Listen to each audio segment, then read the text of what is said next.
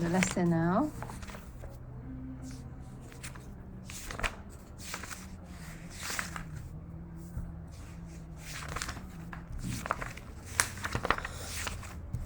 Can you see my slide? Yes, madam. Okay. Kalau slide bila I explain dia tak bergerak sama dengan slide, just let me know sebab I nak buka untuk yang ni I kena buka slideshow. So slideshow ni kadang dia stuck. Okay, kita test tengok. Okay, sekarang slideshow kan? Your view slideshow ke? Tak, madam. Tak, madam. Bukan slideshow No, madam. Bukan.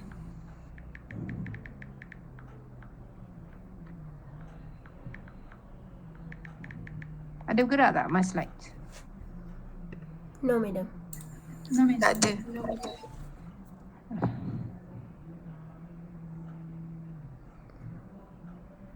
Baik macam tadi juga ke?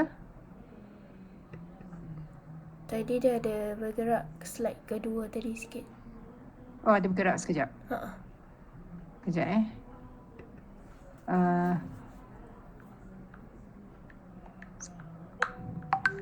sekarang slide nombor berapa? Sekejap tengok balik. Bagi few seconds. Slide yang ke berapa? 1. Yes. First. Masih the first slide Chapter 3. Ya, madam. So that means saya tak boleh buat PowerPoint. Tak Dia boleh dah buat tukar tadi, slideshow. madam. Dah tukar dah. Dah boleh dah. Oh, tapi ini bukan slideshow ni. Oh, slideshow tak boleh. Slideshow tak boleh, dia tak jalan. So dia pening sikit lah kalau bukan slideshow ni, tak boleh nak buat nanti. Nak explain nanti sedikit pening. Tapi tak apa, kita cuba lagi, okay? Alright, tajuk kita ni market equilibrium. Equilibrium makna dia persamaan, keseimbangan, okay? Market equilibrium. So macam mana nak capai market equilibrium? If you learn last time in class, okay, kita tahu as a consumer we always want price to go down. The lower the price, the higher will be the demand. Betul tak? The law of demand kata, the lower the price, the higher will be the demand. Betul ke tidak? Betul. Quantity demanded. But the law of supply kata pula, the higher the price, the higher will be the quantity supply. That means for a consumer, okay, they love price to go down, but for producer, they love the price to go up. Yeah, they love high price because it gives more profit, of course, okay, to the producer. So at what price does the market has to settle down? So market nak berjual beli pada harga apa? Okay, sebab consumer nak harga tinggi, seller nak harga rendah. Okay, inilah yang kita panggil sebagai market equilibrium. They have to come to a certain term yang mana demand dan supply mesti sama. Quantity demanded, quantity supply mesti sama. Itulah harga yang ditentukan oleh pasaran. Okay, so a market equilibrium is a situation when quantity demanded and quantity supply are equal and there is no tendency for price or quantity to change. Ya, sebab quantity demanded dan quantity supply tadi kita tahu dia akan berubah mengikut harga barang tersebut kan. Bila harga lebih banyak, okay, quantity demanded, bila harga tinggi quantity demanded kurang. Kalau harga harga tinggi quantity supply pun banyak ya. Jadi quantity yang mana yang patut atau harga yang mana yang sepatutnya penjual dan pembeli berurus niaga. Jadi kita nak cari that point. The point yang mana quantity demand dan quantity supply ini sama, itulah market equilibrium. Itulah harga yang ditetapkan oleh pasaran. Okay, so kita tengok keadaan yang mana ni yang kita tak boleh nak buka slide point. Okay, slide show. Madam, ya. ada orang tak dapat masuk lagi.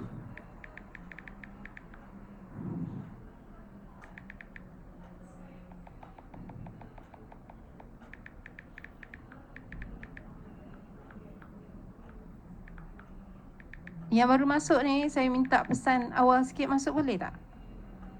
Because you are interrupting the class. Nadira ni dia live pula meeting. Dia baru masuk tapi dia live meeting. Yang medium sama medium. Okay, tak. You all boleh datang awal sikit. All the Boleh, rest of boleh, the boleh. students masuk. Okay, sebab macam ni ada start lesson and then I kena pause.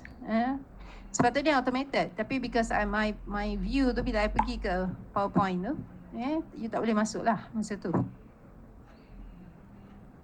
Okay, mana tadi?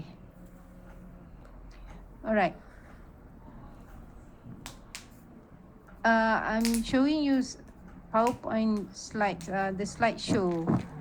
I think you still tak nampak ke? Is it? Nampak apa tu? Equivalent price and output. Yes. Tapi ada nampak tak shortage dengan surplus? Perkataan shortage surplus. Ada Ada. Ada, okey. Ada maknanya I punya slideshow yang tak nampak lah, tak boleh. Okay, so tak apa macam ni.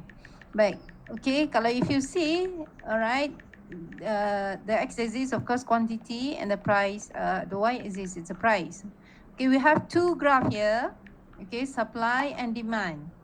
Okay, we know demand curve is always downward sloping, but the supply curve is upward sloping.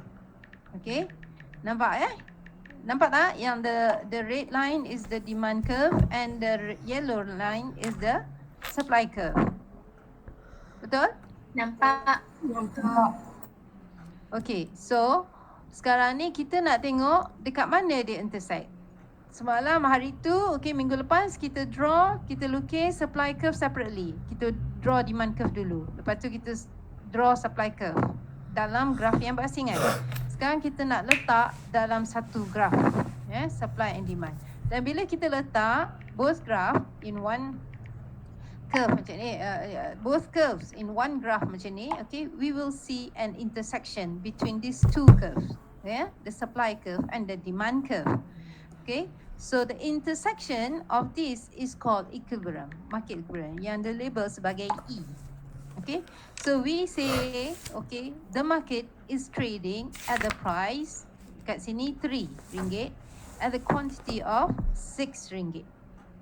Okay, at this price, the equilibrium price is RM3 and the equilibrium quantity is RM6. Ingat tu. Okay, so market is trading at this price. Okay, now what happened? Okay, what happened sekiranya the seller kata, no, I want to sell at RM5. Kat mana RM5? Sini kan? Nampak RM5? Nampak. Okay, dekat price RM5 ni, okay, what will be the quantity? Agak-agak lah. What is the quantity at the price of RM5? Right? What is the quantity supply? 10, yeah? What is the quantity demanded? 2, isn't it? Nampak tak? Okay, maknanya pada harga RM5, okay, seller are willing to sell 10 units. But buyer is willing to buy only 2 units. Nampak ke tidak? Nampak. Nampak faham tak semua orang macam mana nak tengok graf? Faham. Faham? Tak Okay. sangat. Tak sangat. Ulang medium. Okay, ulang Alright, macam ni. You nampak tak supply curve? Supply curve warna apa? Semua orang kena faham ni. Supply curve warna apa? Kuning. Okay? Supply curve warna kuning. Kalau dia tak label pun you dah kena tahu dah. Supply ini yang upward sloping ni mesti supply curve. Okay? Yang demand curve yang mana? Red. Merah. Color. Okay? Kalau dia tak label pun you kena tahu. Ini memang demand curve sebab dia downward sloping. Okay? So, okay, kalau kita kata pada harga RM5, tengok harga RM5 berapa supply? What is the quantity supply at the price of RM5? Apa you kena buat? You kena tengok dekat supply curve yang kuning ni. RM5 dia punya quantity berapa? 10. Okey, yang tak nampak tadi, yang dah nampak okey. Yang tak nampak tadi, nampak tak? At the price of RM5, quantity supplied is 10. Nampak. Dah nampak Okey. Pada price yang sama RM5, berapa pula quantity demanded? Berapa quantity demanded? 2. Kenapa you kata 2? Sebab you kena pergi pula tengok dekat demand curve. Okey? Nak cari quantity demand, okey, pada harga tertentu, you kena pergi kat demand curve. You nak cari quantity supply pada harga tertentu, you pergi ke supply curve. Ya? Nampak tak? Nampak. Okey, so sekarang ni bila kita kata pada price RM5, okay, the quantity supply is 10 units, while the quantity demanded is 2 units. Okay, alright, faham? Faham. Okay, jadi apa berlaku? Bila quantity supply RM10, 10 unit, quantity demanded 2 unit. Maknanya seller nak jual 10 unit, buyer nak beli 2 unit saja. Apa akan berlaku? Apa akan berlaku? Lebihan, yes? Lebihan. Barang tu ada 8 unit yang tidak terjual. Agree? Agree, yes? Seller kata, okey, saya ada 10 unit ni. Saya nak jual pada harga RM5. Okey? Buyer kata, anda hanya 2 orang yang nak beli pada harga RM5. So, seller tu end up ada 8 unit yang tidak terjual. 8 unit yang tidak terjual ni dipanggil sebagai surplus. Excess. Surplus, So, quantity supply is greater than quantity demanded, then that will result in a surplus in the market.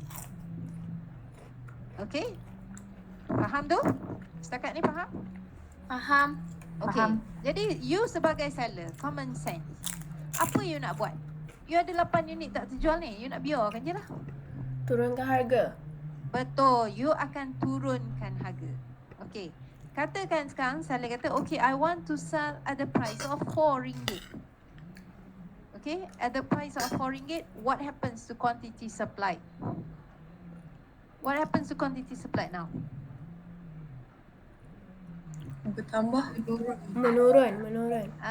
Quantity supply menjadi 8 unit. Okay.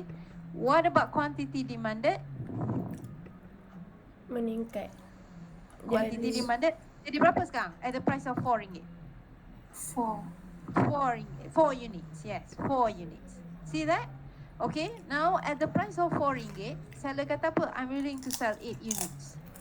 Well, the buyer say we are willing to buy 4 units. Sekarang ada surplus ke tidak? Ada surplus ke tidak? Tak ada. Tak ada. Are you sure tak ada? Seller kata dia nak jual 8 unit. Ada lagi ke tak? 2 unit. Ada lagi 2 unit? Are you sure 2 unit? 4. Ya, seller jual 8 unit, buyer beli 4 unit. So ada berapa? Ada surplus ke tidak? Ada. Ada surplus. Berapa unit surplus? 4 unit. Okay. So tadi at the price of RM5 ada berapa surplus? Surplus berapa? 8 unit. Okay, when the seller reduce the price to RM4, okay, now the buyer the surplus become 4 units. But still there are surplus, betul tak?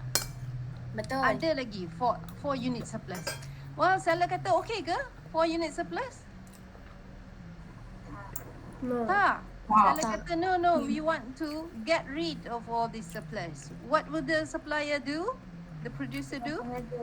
Turunkan lagi harga. So, bila dia turunkan harga kepada RM3, sekarang apa berlaku?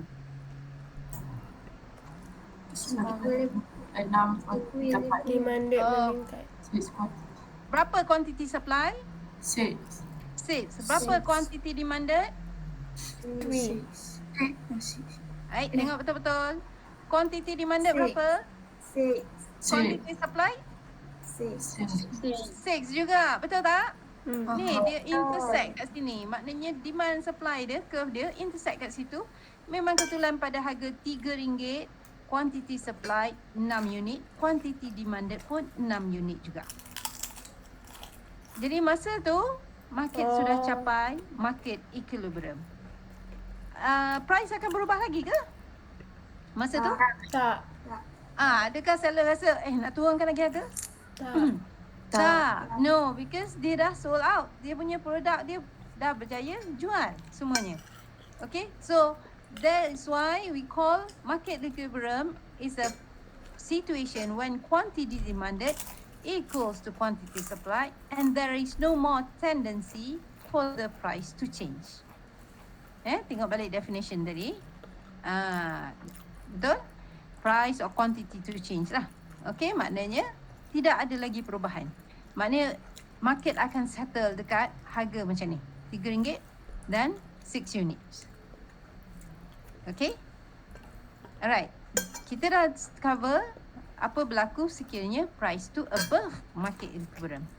Above, What if the price is below the market equilibrium? Katakanlah price pula seller jual pada harga RM1. Barang yang sama dijual pada RM1. Okay. Berapa quantity supply? Berapa quantity supply? 10. Tu. Tengok balik betul-betul. Jangan silap. Kalau I tanya quantity supply, you nak kena tengok dekat mana? Merah. Kuning. Kuning. Supply curve. Kan? Supply curve yang kuning ni. Jangan silap tengok. Okay. So, quantity supply berapa? At the price of RM1? 2 units. Okay, 2 units. What is the price? What is the quantity demanded? 10. 10 units. Sebab you tengok dekat demand curve, right? Okay, 10 units. So, apa berlaku bila mana seller nak jual pada harga RM1, dia nak jual 2 unit saja. Sedangkan buyer nak beli 10 unit. Apa berlaku? Shortage. There will be a shortage, kekurangan, shortage where quantity demanded is greater than quantity supplied. That is called shortage. Berapa shortage kat sini? 8 units. Yes, 10 units of quantity demanded minus quantity supplied 2 units. Ada 8 units of shortage, Okay, as a seller, what will you do if you know your goods are in demand now? There are shortage of your goods. Semua orang nak pada barang you. Apa you boleh buat? Increase the price. Increase the price. Betul. You akan increase automatically. Tak salah. You nak increasekan produk you sebab harga sebab permintaan untuk barang you tinggi. Okay. So when the price increase to RM2 now, katakan you increase your price kepada RM2. What is the quantity supply? 8. Tengok balik. 4 units. What is the quantity demanded? 8. 8 unit. Okay, so at the price of RM2 ni seller kata, you kata okay kita nak boleh produce lebih sikit. Okay, kita produce 4 units, kita jual lebih sikit 4 units. Dan seller, buyer kata kita nak beli 8 units lah. Still, the price at the price of RM2 berlakunya shortage. Betul tak? Betul. At the price of RM2, berapa shortage? 4. 4 units. Okay, supply, quantity supplied 4 units, quantity demanded 8 units. So there are 4 shortages, 4 units of shortage units, you as a seller, you nak buat apa? Boleh lagi biarkan je, there is a shortage. You nak ambil kesempatan tak kat atas market tu? Nah, of course. What will you do? You will increase the price again. So when you increase the price of RM3, now you will achieve the market equilibrium. Masa tu, you as a seller are willing to sell quantity 6 units and quantity demanded, buyer are willing to buy berapa unit? 6 unit jugalah. Betul? At the price of RM3. RM3 quantity supplied sama dengan quantity demanded, which is 6 unit. Is there any shortage anymore? No more shortage at the price, equilibrium price in quantity of RM6 at the price of RM3. Okay, so this is where the market settle down. Okay, faham? Setakat ni? We are talking about free market, yang mana berlaku jual beli harga ni tidak dipengaruhi oleh faktor-faktor lain. Okay, so there's a free market. So any surplus, okay, ingat balik, kalau berlakunya surplus, apa jadi pada harga? Harga barang akan? Turunkan Harga barang akan turun. Kalau berlakunya shortage, apa akan berlaku pada harga barang? Harga barang naik. Naik. Harga barang akan naik. Logik. Betul? Betul tak? Betul. Okay, so ingat tu je. Itu je rules dia yang you nak kena ingat Okay. So ini contoh tadi kita ambil at each price what happened kalau quantity demanded price start at RM5, quantity demanded 2 units, quantity supplied 10 units, there will be surplus, so market price will fall, okay, and so on lah, okay, until it reach the equilibrium, okay, equilibrium kat sini, okay, where the price becomes RM3, quantity demanded 6 units, quantity supplied 6 units also, okay, so there is equilibrium, market price will not change, yeah, okay, faham? Setakat ni faham semua? Faham aja. Okay. Ada yang tak faham yang perlu I repeat the explanation?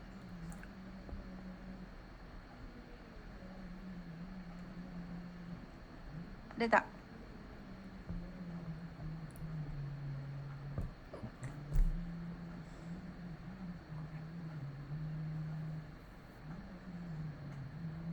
Tak ada, madam. Tak ada Okay, we continue. Now, sekarang hari tu kita dah belajar pasal determinants of demand and determinants of supply. Ingat tak? Last week. Ya? Bila berlakunya perubahan pada demand. Okay? Demand increase. What happened to demand curve?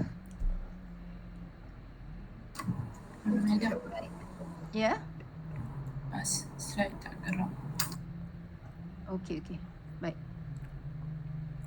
Okey dah. Okay. Alright. Tak boleh nak buka PowerPoint ni. Madam. Ya. Madam share screen buka tab lain ke full screen?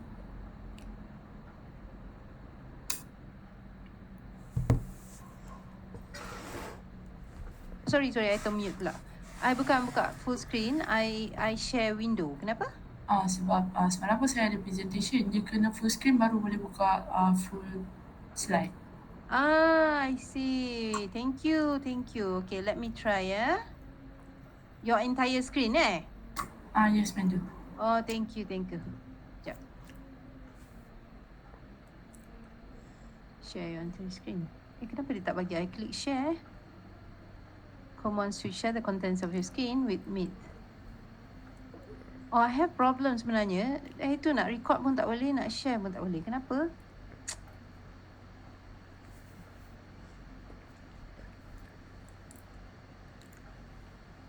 One moment.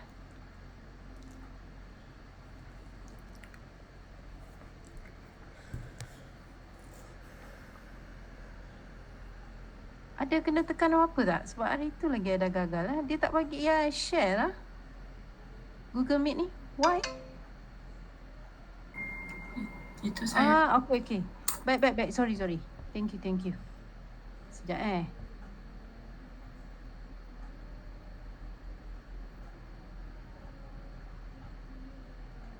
Alright. Okay, dapat tak? Dapat. Masya Allah. Thank you. Okay, Alhamdulillah.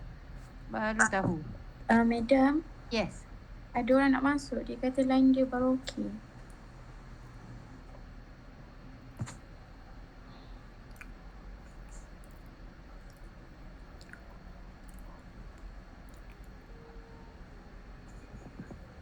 Yang baru masuk ni, kenapa lambat sangat masuk yang?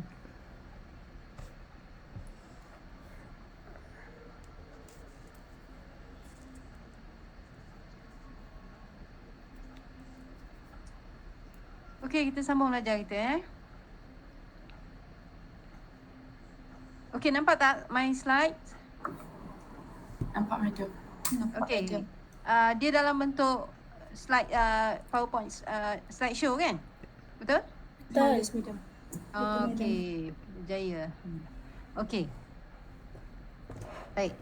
Sekejap Sekarang kita nak cerita apa berlaku, what is the impact to the market equilibrium when there are changes in demand. Okay, and as well as supply later on ya. Okay, kita dah belajar itu there are many factors, determinants of change in demand. Agree? Can you still recall? What are the changes in demand? Determinants of demand that can change demand. Contoh apa? Bagi satu contoh. If you still recall our lesson. Price itself. Okay, price itself tak. Dia tak akan menyebabkan demand curve tu berubah thank you. Tapi kita ada lain daripada non-price determinants. We are talking about non-price determinants. Ada banyak faktor yang boleh menyebabkan demand curve tu berubah. Tapi kalau price tu berubah, demand curve tak akan berubah. Dia akan movement along the demand curve, kan? Jadi Price apa? of substitute. Very good. Price of the substitute goods. Okay. Ambil contoh. Contohnya sekiranya kita ambil coffee and tea. Kita punya contoh kan? Yes. Kalau harga tea meningkat, what happens to demand for coffee? Coffee? Meningkat. Okay. Demand for coffee will increase. What happens to demand curve? Move to the right. Yes, demand curve will shift to the right. So now, what happens to the market equilibrium for coffee? Ni kita nak tengok. Okay. So when demand increase in demand, demand curve shift to the right. So now the equilibrium price akan meningkat. Tengok, dia akan berubah kepada new price from P star kepada P2. Okay. Sebab apa? Bila demand curve berubah ni, shift to the right, pada harga yang lama, okay, dekat P star ni, apa akan berlaku? Apa pada harga yang lama? Kalau katakan seller nak tetapkan pada harga yang lama, apa akan berlaku pada titik ni? Oops, excuse me. Sekejap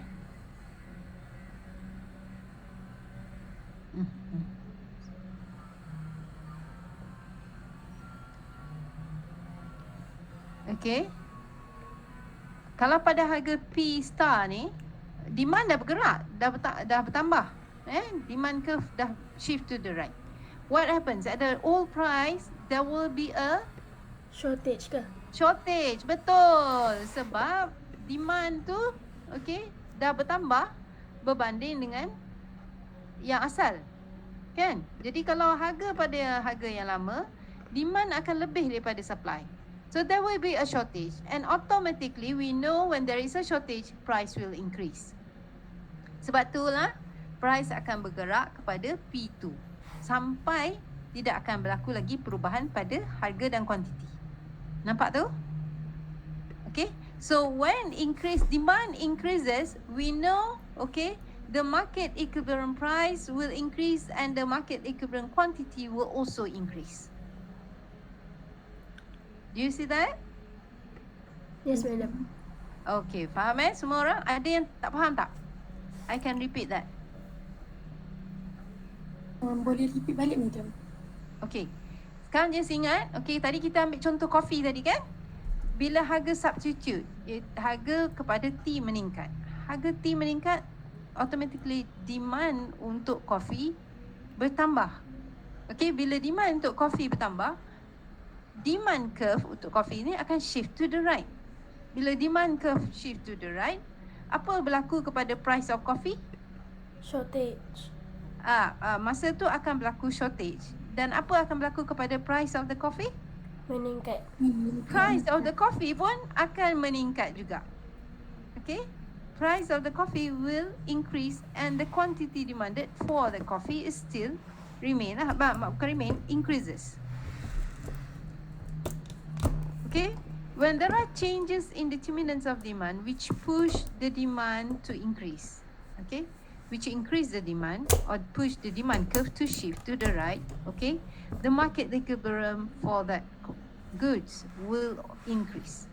Market equilibrium price will increase, market equilibrium quantity will also increase. Ambil contoh lain pula. Determinants lain pula. Apa determinants lain? Musim madam? Musim, okay. Atau you nak kata trends ke? Atau musim, senang cakap, okey musim hujan lah. Permintaan untuk apa bertambah? Payung. Payung. Okay, so automatically demand curve untuk payung akan shift to the right. Demand bertambah, demand curve shift to the right. Bila demand shift to the right, you know apa akan berlaku kepada harga payung? Increase. Ya, harga payung akan meningkat. Tapi dalam masa sama, permintaan untuk payung pun tetap meningkat juga. Kuantiti dia still akan increase juga. Okay? Sebab tadilah, sebabkan musim tadi. Inilah yang menyebabkan harga barang naik ni. Bila berlakunya determinants, perubahan pada determinants, demand meningkat, price akan meningkat. Boleh ingat? Boleh, madam. Okay, kalau you tak tengok pun graf ni, sebenarnya you boleh common sense. This is like common sense You tahu kalau permintaan untuk satu barang tu meningkat, tiba-tiba advertisement, orang makin trend atau apa, you tengok lepas tu harga barang ni memang akan naik. Okay? Sebab permintaan sudah meningkat untuk barang tersebut. Ya? Okay? Baik. Apa pula berlaku sekiranya demand decreases? Contohnya, you expect the price for that goods will decrease in future. So what happens to the current demand? Decrease. Current demand will decrease. So demand curve will shift to the Left. Left. left. And when demand curve shift to the left, what happens to the price of the good? Menurun. The price will decrease. The price will decrease. Nampak? Daripada P star kepada P1. Okay? Kuantiti dia pun bergerak pada Q1. Okay? Sebab tu apa yang saya cakap sebenarnya berlaku harga barang tu naik ni, sebenarnya banyak orang jangka, anticipate. Bila you jangka je benda tu akan naik harga, semua orang pakat beli sekarang, harga tu akan naik. Sebab tu banyak kes-kes sentimen ni dikeluarkan oleh penjual-penjual ni supaya menunjukkan bahawa harga barang tu akan naik, dan lepas tu betul-betul memang harga barang tu naik. Okay? Tak ada seller yang cuba beritahu bahawa harga barang yang dijual ni akan turun. Sebab kalau dia cakap je harga barang tu akan turun, betul-betul harga tu akan turun sebab permintaan untuk barang tersebut akan jatuh. Inilah yang berlaku kepada hartanah. Okey. Rumah semua kan? Sebab orang selalu nak beli sebab orang kata apa? Nanti akan datang harga rumah ni akan naik. Jadi permintaan sekarang akan sentiasa meningkat. Sebab tu ada orang sanggup beli 2-3 biji rumah, 10 biji rumah pun ada. Bila dia buat macam tu je, automatically harga rumah tu akan naik. Bila you anticipate, benda akan berlaku. Okay? Sebab tu macam contoh Bitcoin kenapa Bitcoin tu dia suka wawar, kalau dalam iklan dia kata apa? Bitcoin ni harga dia akan meningkat, sentiasa meningkat berlipat ganda. Betul tak? Kalau you tengok dalam iklan, kan? Sebab apa? Dia nak push the sentiment supaya semua orang akan fikir, harga dia akan naik lah, baik kita beli sekarang, kita memang akan untung. Sebenarnya benda tu tak ada apa-apa pun, just online. There is no value at all. The Bitcoin has no value at all. It's just numbers, and it's just in the machine, and it's just in your mind. Okay? So that's why when people keep buying, alright? So everyone beli dan menyebabkan harga tu naik. Dia macam case there was a scenario zaman dulu, tulips, orang cerita dekat UK. Bunga tu semua orang kata harga bunga tulip ni akan naik. Dia buat sentimen benda ni. Semua orang pakat tanam bunga tulip tu, pakat nak beli bunga tulip tu sekarang. Harga dia tiba-tiba melambung macam harga emas. Macam lawak lah.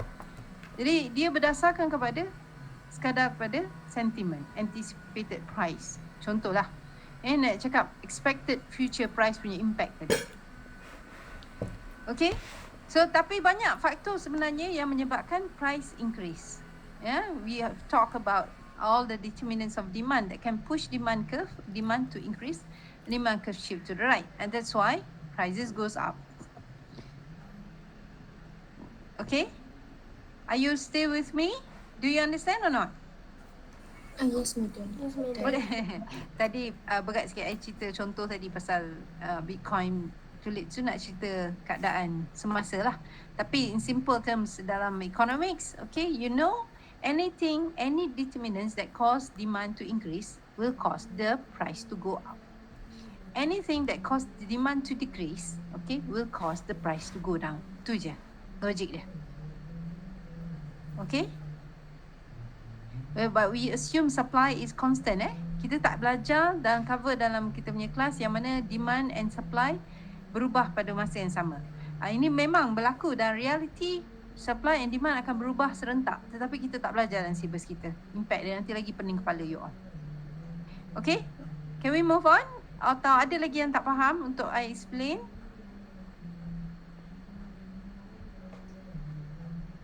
Anything? Do you still ada lagi tak nak tanya? Tak ada, madam. Tak ada. Okay, we move on. What happens to when there are changes in supply? Okay. Yang mana satu curve nak berubah? Bila kita kata changes in supply, we are talking about this supply curve. The SS. That is the supply curve. Now, if the determinant of surplus pula berubah. Ambil contoh apa? What is the determinants of surplus? Bagi satu. Contoh? Increase in cost of production. Boleh? Okay, ada somebody nak bagi contoh. Bagi satu contoh. Hello? Price of input increases. Price of input increases. When we say price of input increases, automatically we know the cost of production increase. Input is the cost of production. Input, the price of the input is the cost of the production. So when there is an increase in the price of the input, what happens to the supply? Apa berlaku pada supply? Decrease. Meningkat. Fikir balik-balik. Kalau you seorang producer lah, you nak process something, apa berlaku kalau harga untuk buat benda tu meningkat? Turunkan. Menurun, ya. Kan biasa tak kalau you pernah beli, you tanya seller, tak jual ke benda ni? Dia kata apa, harga dah naik nak buat benda ni. Contohnya lah ada. Harga meningkat tak nak jual, dia tak sanggup nak jual. Okay, sebab input untuk buat benda tu bertambah. Cost of production bertambah menyebabkan supply berkurang. Okay, so what happens to the supply curve? Shift to the left. Okay, without looking at my graph, I'm not going to show you what happens at the graph. Okay, bila supply bertambah, supply berkurang, apa berlaku pada supply curve? Shift to the left. Yes, supply curve shift to the left. Okay, bila shift to the left, what happens to the price now? Decrease. You ambil kertas sekarang ni. Semua orang kena ambil kertas dengan pen. Lukis, sketch. Demand and supply. Bila supply berkurang, what happens to supply curve? Jangan takut salah. Supply curve shift to the Left. betul, shift to the left. Apa berlaku pada price dia? Increase. Betul ke? Semua orang dapat increase price? Yes. Yes? Suara perlahannya macam tak confident. Betul? Betul okay. Betul lah tu. Okay. Ini kalau supply berkurang. Okay, kita tengok pasal blue point ni. There is decrease in supply curve shift to the left. Okay, so equilibrium price increases and quantity decreases. Okay, masa tu supply akan, harga barang tu akan meningkat dan you will find kekurangan barang tersebut dijual. Tak banyak jual, tapi yang ada tu, harga dia akan meningkat. Okay, faham? Apa berlaku bila there is an increase in when other determinants cause the supply to increase? Contoh apa? Advance in technological advancement. When there is a technological advancement, apa berlaku kepada supply? What happens to the supply? Increase. Yes, supply will increase. When supply increases, supply curve shift to the Right. the right. And what happens to the price? Decrease. Yes, price now decreases from P star tadi kepada P1. Nampak? And the quantity, the market quantity will also increase. Okay, faham tu? Okay.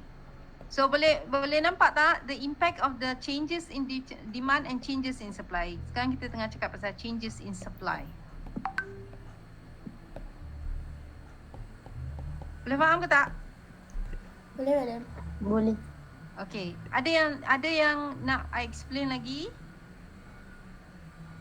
Dengan mengambil contoh determinan lain pula.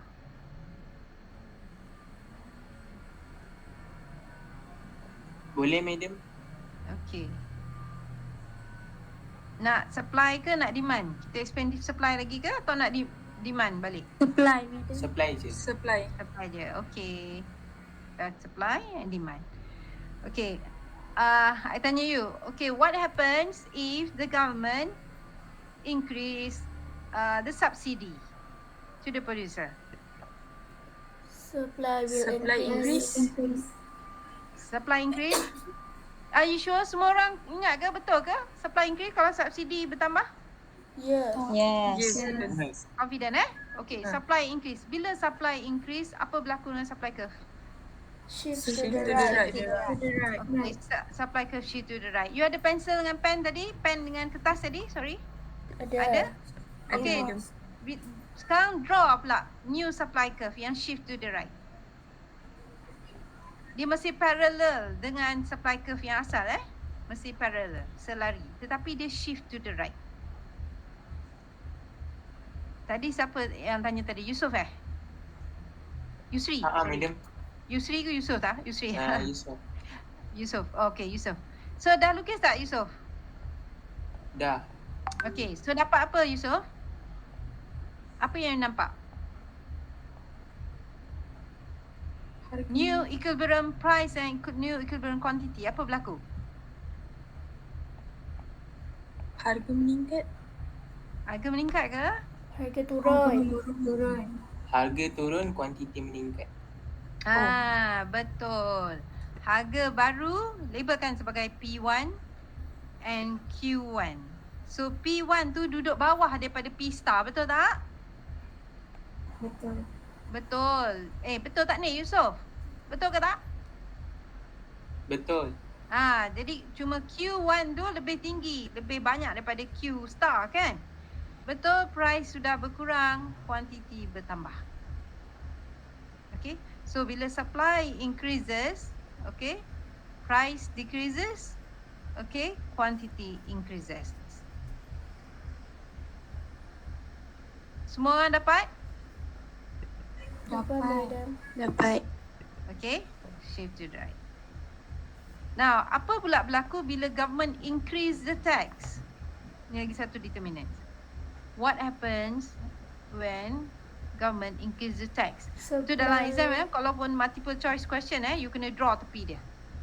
Kena cepat-cepat draw demand supply, lepas tu terus kata. Okay, kalau tax government increase, apa berlaku kepada supply? Supply decrease. Supply decrease, okay? Apa saja yang supplier producer tak suka, dia akan menyebabkan supply decrease So dalam case tax ni supplier tak suka, so tax akan berkurang.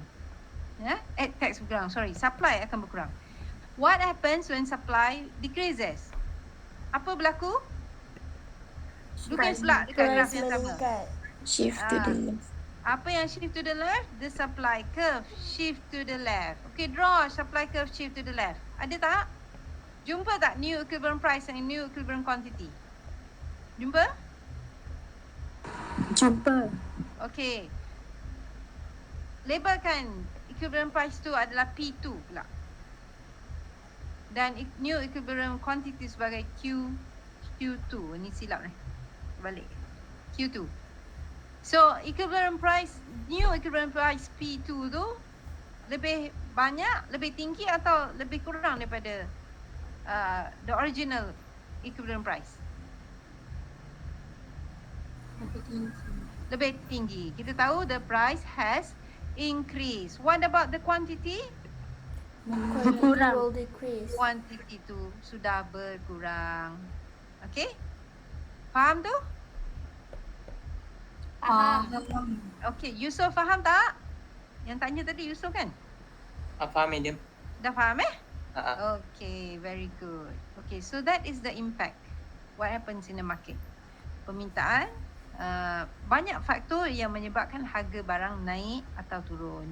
Ya, demand sendiri, dari sudut demand, dari sudut supply, kan, dia akan menyebabkan price turun dan naik. Okay, alright. Any questions so far? Ada apa-apa soalan? Ada yang masih tak faham lagi setakat ni?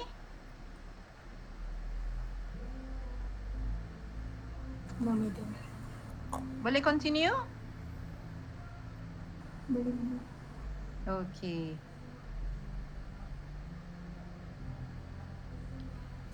Alright. Sekarang ni kita nak ambil pula keadaan apa berlaku sekiranya kerajaan masuk campur. Tadi market tu dia bergerak sendiri atas dasar permintaan dan pengeluaran. But the market equilibrium and market equilibrium is determined by the forces in demand and supply. Now we want to learn what happens if the government intervene. When we say government intervene, we say with the government, there is a government intervention in the form of fixing the price.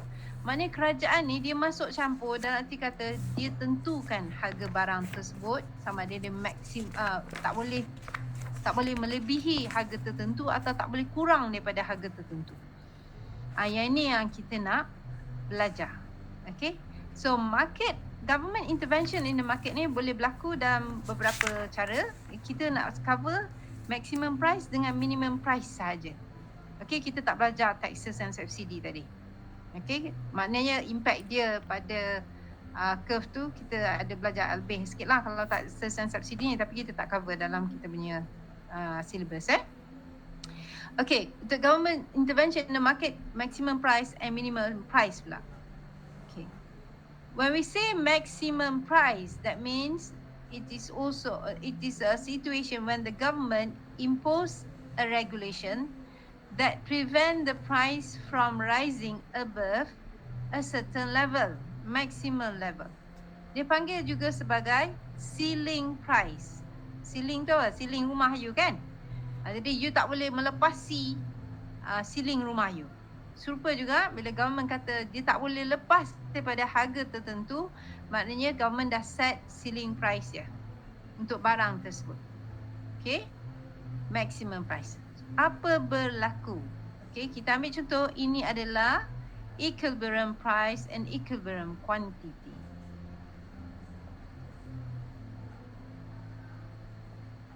Okay. Nak jadi simple, senang ya. Kalau government letak maximum price dia above the market equilibrium quantity atau equilibrium price ni, dekat atas ni, contohlah harga ayam. Sekilo ayam berapa ringgit sekarang? Ada yang kurang 8 ringgit macam tu kot. Sekilo ayam? Ya tak? Ya. Okay. Jadi government impose harga ayam tu dikata maksimum tak boleh lebih daripada RM12. Okay. Jadi bila kita berjual beli pada harga RM8, okey tak? Akan ganggu ke market tu? Tak. Kerajaan kata tak ada apa-apa berlaku. Betul? Bila kerajaan kata maximum price tu above the market equilibrium. Tapi apa berlaku sekiranya kerajaan tetapkan RM12? Tapi masa tu, okey, permintaan untuk ayam tadi meningkat. Bila harga tiba-tiba naik, kita tahu demand increase, price increase, betul tak? Tiba-tiba new equilibrium price jadi RM15. Jadi apa berlaku masa tu? Kerajaan dah kata you tak boleh jual pada harga lebih daripada RM12. Tapi market for force jadi, market demand supply tu menyebabkan harga meningkat kepada RM15. Apa akan berlaku masa tu? Shortage. Okey, shortage Tengok. Okey, berlakunya price ceiling. Kita assume P star tadi adalah RM15. P1 adalah RM12. Government impose maximum sebagai RM12 and the market equivalent was actually RM15. So like what you said, apa berlaku tadi? Pada price ceiling, quantity demanded is greater than quantity supply. Agree? Agree ke tak? Yes. Agree? Okay, so there will be a shortage. Okay? There will be a shortage. So bila government intervene je sebenarnya tak bagus kepada pasaran. Dia bagus ke tidak kepada consumer sebenarnya? Bagus. Consumer sukalah yang dapat beli, okay? Yang dapat beli kata dapat jual beli pada harga RM12. Tetapi sebenarnya, okay, ramai orang yang tak dapat beli. Sebab seller kata kita tak sanggup nak jual pada quantity Q star ni, kita sanggup pada harga RM12, kita sanggup produce at the quantity Q1 je. Sedangkan market consumer nak Q2. See that? So suppliers will automatically reduce the amount offered to Q1, but demand will rise to Q2, which create a shortage. And story dia tak habis kat situ je. Apa berlaku seterusnya? Bila berlakunya shortage, okay, apa akan berlaku? Harga naik balik? Tak, harga dah tak boleh naik dah. Kena ingat tu. Pandai. Nasib baik you raise isu ni. Harga tak boleh naik sebab government dah impose siapa yang naikkan harga tu nanti kena tangkap. Siapa seller yang cuba jual pada harga lebih daripada RM12, dia boleh kena fine. Kena saman. Jadi memang market akan menyebabkan berlakunya shortage. Jadi apa kebaikan dia? Kebaikan macam you cakap tadi lah. Consumer yang dapat beli tadi, dia dapat beli pada harga yang murah. Tetapi bila berlakunya shortage, dia ada disadvantage dia. Emergence of black market. Bila kata emergence of black market maknanya adalah penjual yang sanggup jual pada harga yang mahal, senyap-senyap. Ini panggil black market. Senyap-senyap. Okey? Sebab dia tahu permintaan untuk ayam dia tinggi. Orang sanggup beli mahal pada harga RM15. Buat apa dia nak jual RM12? Tapi senyap-senyap je lah. Dia jual RM5. Contoh. Okay? That is the disadvantage when government impose a maximum price.